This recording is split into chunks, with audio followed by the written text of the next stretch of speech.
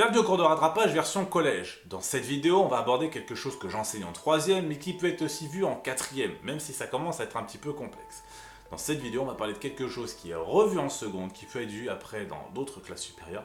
Donc là, on va parler de quelque chose que nous subissons en permanence et que nous sommes capables de faire, les forces.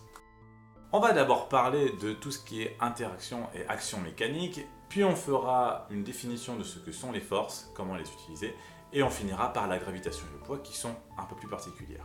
L'action mécanique. L'action mécanique, c'est l'action d'un objet sur un autre. Aucun rapport avec la mécanique qu'on peut trouver dans les voitures. Cette action mécanique, elle peut être ponctuelle ou répartie, elle peut même être à distance ou au contact. Et attention, parce qu'une action au contact ne peut pas agir à distance. Si je touche quelque chose avec ma main, je n'agis plus sur ce quelque chose à partir du moment où je ne le tiens plus. Ainsi, l'action de la Terre sur n'importe quel objet qui est proche de la Terre ou sur sa surface est une action à distance, et elle se passe même quand on touche la Terre. Typiquement, une action mécanique peut avoir 3 effets. Première, mettre en mouvement un objet. Typiquement, quand on frappe dans un ballon, on exerce une force sur le ballon qui le met en mouvement. Deuxième action possible, ça va être de modifier le mouvement d'un objet. Là, c'est par exemple, on a une balle qui arrive sur une raquette, et bien le fait de mettre la raquette sur la balle, et bien ça va nous faire bouger la balle dans une autre direction ou à une vitesse différente. Les deux même à la fois, c'est possible. Et enfin, la troisième possibilité, c'est que ça puisse déformer l'objet qui reçoit la force. Si vous commencez à agir avec vos mains sur un crayon, le crayon va d'abord se tordre, il va être déformé. Pour représenter toutes ces actions mécaniques, on va utiliser ce qu'on appelle un diagramme objet-interaction, qu'on va appeler DOI pour aller plus vite, voire même DOA si j'ai envie. Le DOI, c'est un schéma avec au centre l'objet dont on va étudier les caractéristiques. Donc par exemple, ça peut être, je sais pas moi, qu'est-ce que j'ai sous les yeux? J'ai un verre qui est posé sur une table, et bien ça va être le verre.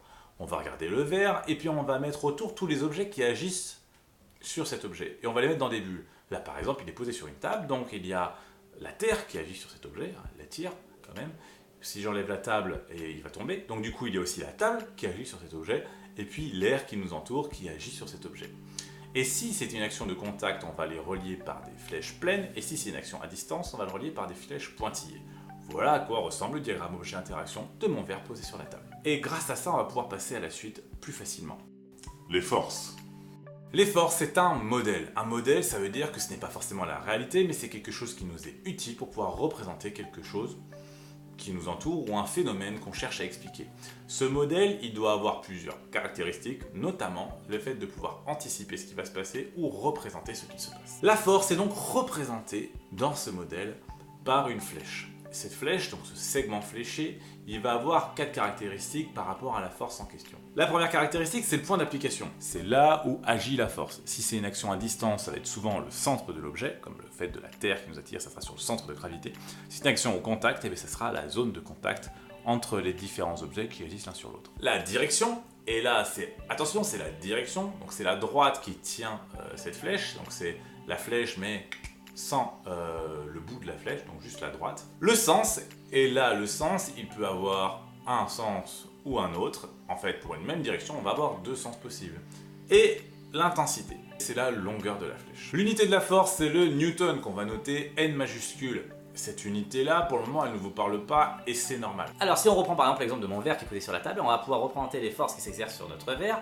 On va négliger l'action de l'air parce que c'est assez complexe à faire, et donc dans notre cas-là, on va avoir un premier segment fléché qui part du centre du verre vers le bas, donc direction verticale, sens vers le bas, ça c'est pour l'action de la Terre sur le verre, tandis qu'on aura la zone de contact entre le verre et la table, et avec une flèche qui va aller vers le haut depuis la zone de contact pour nous faire la réaction de la table sur le verre. On va se faire une petite force qu'on subit en permanence mais qui est très importante. La gravitation.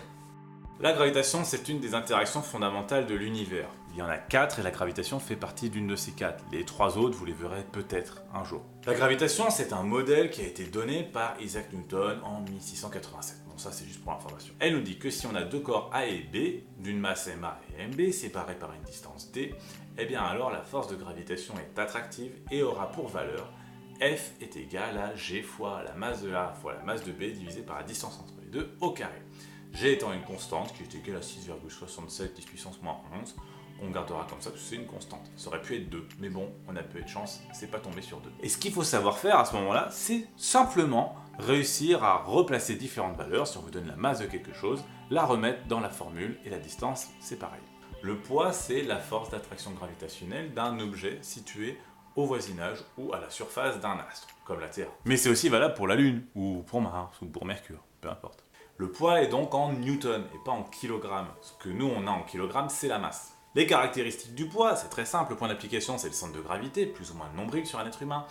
La direction, c'est vertical, le sens, c'est vers le bas. Et la valeur, c'est P, puisque c'est le poids, est égal à M fois G.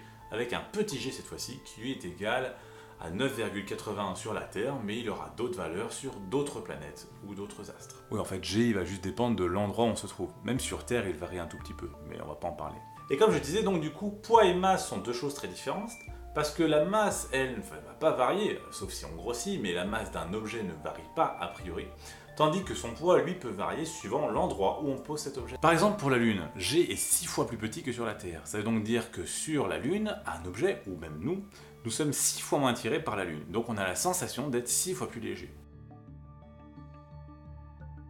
Donc voilà, c'est fini pour ce cours de rattrapage. N'hésitez pas à vous abonner si jamais vous voulez avoir d'autres vidéos.